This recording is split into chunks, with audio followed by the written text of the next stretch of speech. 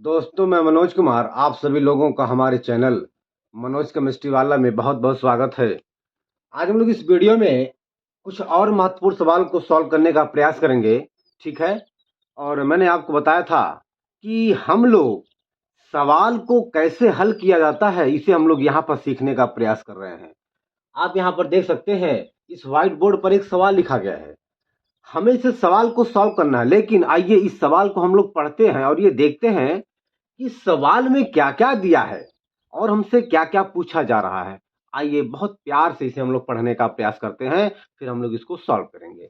इसमें दिया गया है, कह रहा है मनुष्य का श्रवण परास 30 हर्ट्ज से 40 किलो हर्ट्ज तक होता है। हवा में इन आवृत्तियों के संगत ध्वनि तरंग का तरंग दैर्घ्य कितना होगा। यहाँ पर हमसे बच्चों तरंग दैर्घ्य पूछा जा रहा है। मेरे प्यारे बच्चों, यहाँ पर दिया गया है मनुष्य का श्रवण परास 30 हर्ट्ज से लेकर के 40 किलो हर्ट्ज है।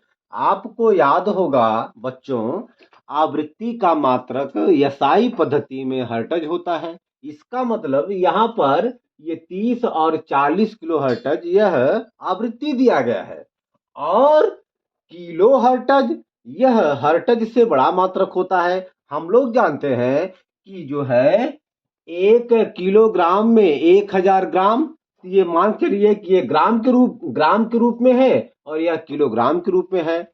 ठीक है। तो यहाँ पर यह जो 30 और जो 40 है, यह वास्तव में आवृत्ति दिया गया है।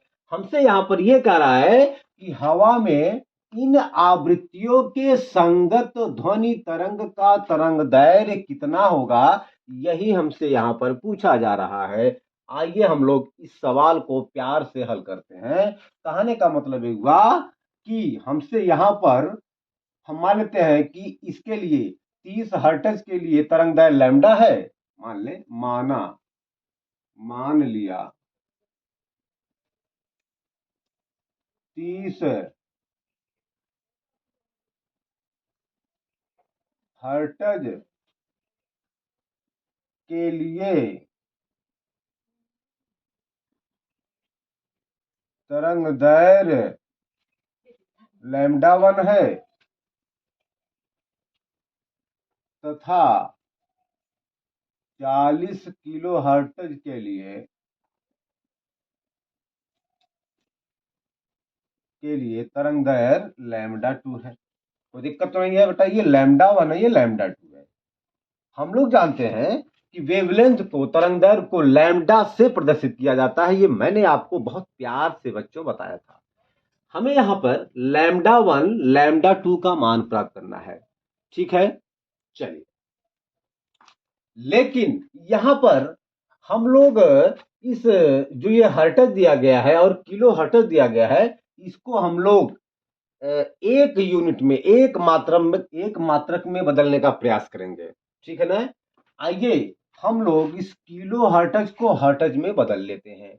ठीक है। तब दोनों का जो मात्रक हो जाएगा हर्ट्ज हर्ट्ज हो जाएगा, तो हम लोग सवाल को फिर आराम से सॉल्व कर सकते हैं। हम लोग जानते हैं, क्योंकि हम लोग जानते हैं एक हर्ट्ज बराबर होता है एक sorry sorry sorry sorry 1 kilo. 1 kilo hertz बराबर होता है 1000 हर्ट्ज। 1000 हर्ट्ज। इसलिए मेरे प्यारे बच्चों, 40 किलो हर्ट्ज बराबर क्या हो जाएगा? हो जाएगा 40 गुणे 1000। ये आपका हो जाएगा 4 गुणे 10 की 1 2 3, या एक काम करिए, लिख दीजिए 40। 40 गुणे ये 1000 है ना, इसको हम लोग 10 की 3 घात लिख सकते हैं हर्ट्ज। ठीक है। ये आपका हो गया। चलिए भैया, यहां पर n1 का मान दिया गया है। ये आवृत्ति, पहली आवृत्ति n1 का मान दिया गया है 30 हर्ट्ज। ठीक है मेरे प्यारे बच्चों। और दूसरी आवृत्ति N2 का मान दिया गया है, ये आया है 40 गुणे 10 की 3000, सॉरी 40 गुणे 10 की 3 घात हर्ट। अच्छा, और यहां पर अगर ध्यान दें तो हवा में ध्वनि की चाल यहां पर दिया गया है। हवा में ध्वनि की चाल, हवा में ध्वनि की चाल दिया गया है, क्या दिया गया है? 340 मीटर प्रति सेकंड मेरे प्यारे बच्चों, ये दिया गया है ठीक है ना, ये दिया गया है। चलिए भैया, अब हम लोग एक सूत्र, अच्छा हमने आपसे बताया कि हमसे, अच्छा लिखेंगे यहां पर हवा की चाल, ध्वनि की चाल, ध्वनि की चाल, ध्वनि की चाल मेरे प्यारे बच्चों, ये दिया गया है 340 मीटर प्रति सेकंड। कोई दिक्कत तो नहीं मेरे प्यारे बच्चों?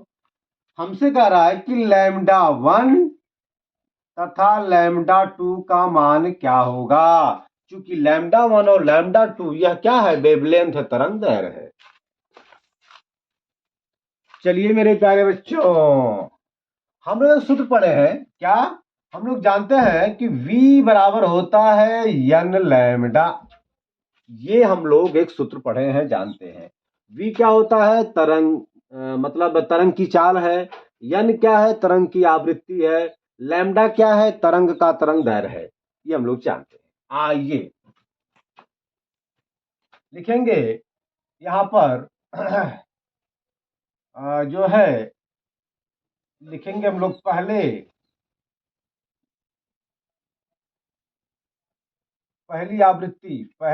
आवृत्ति 30 हर्ट्ज के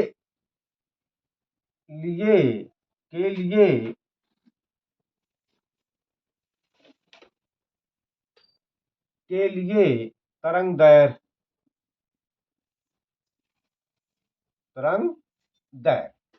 देखिए भैया, हो जाएगा V बराबर n1 λ1। मेरी बात आई समझ में? क्योंकि यहां पर दोनों के केस में, n1 n2 के केस में ध्वनि का जो चाल है वह सेम रहेगा, 340 मीटर प्रति सेकंड, ठीक है ना। ध्वनि की चाल दोनों के केस में, मतलब आवृत्ति 30 और आवृत्ति 40 गुणे 10 की 3 घात हर्ट्ज, दोनों के लिए ध्वनि की चाल 340 मीटर प्रति सेकंड सेम रहेगा, ठीक है। इसीलिए हमने यहां पर केवल V लिखा है, ठीक है ना। हम लोग यहां पर लिख सकते हैं कि V बराबर हो जाएगा n1 λ1। आइए भैया, यहां से हम लोग इसको ऐसे पकड़ेंगे, फिर ऐसे घुमा देंगे, ये हो जाएगा V बराबर n1 और λ1, सॉरी यहां पर लिखेंगे, यहां पर ये n1 λ1 बराबर हो जाएगा V। तो हमसे हमें यहां पर λ1 का मान निकालना है, तो ये n1 यहां पर गुणे में है, जब ये बराबर के दाएं तरफ जाएगा तो गुणे से बटे में हो जाएगा V अपान n1। बस, अब आपको कुछ नहीं करना है, यहां पर V और n1 के मान को रख करके हल कर देना है, तो हमें यहां से λ1 का मान मिल जाएगा। तो यहां पर हो जाएगा V का मान हो जाएगा जो है 340, और n1 का मान यहाँ पे दिया गया है, n1 का मान दिया गया है 30।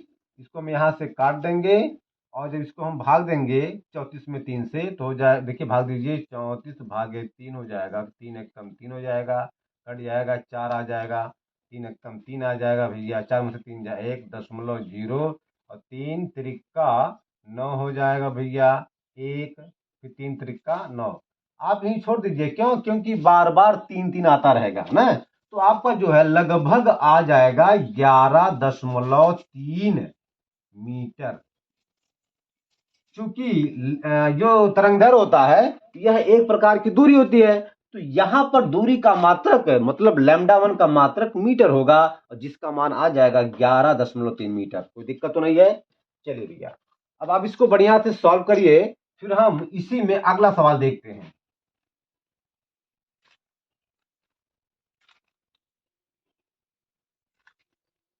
हो गया बेटा, इसको मिटा दें। चलिए अब हम लोग चलेंगे दूसरी आवृत्ति।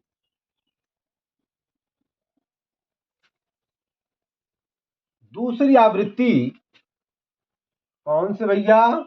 दूसरी आवृत्ति कौन है? ये है 40 गुणे 10 की 3 घात हर्ट्ज के लिए तरंग दैर्घ्य।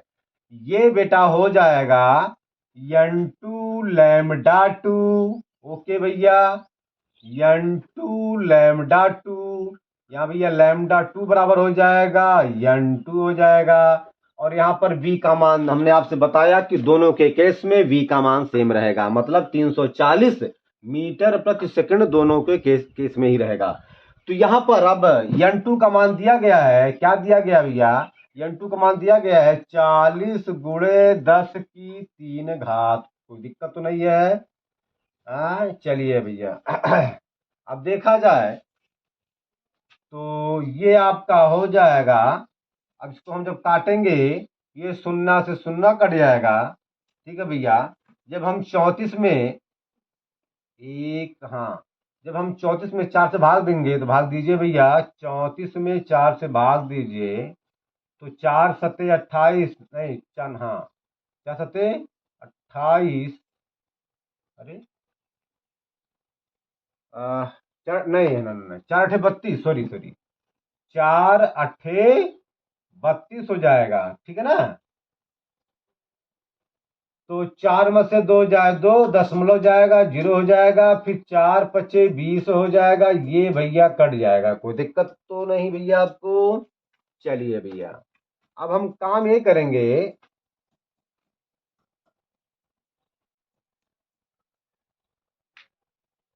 अच्छा अब इसके बाद जो है 4 अठे 32 हो गया, 4 में से 2 जाए 2, दशमलव 0 हो जाएगा, 4 पच्चीस 20 हो जाएगा। ये आपका आ जाएगा 8.5। और जब इसको हम ऊपर लेके जाएंगे तो हो जाएगा 10 की -3 घात। ये हो जाएगा आपका मीटर। क्या हो जाएगा? मीटर। ये λ2 का मान आ गया।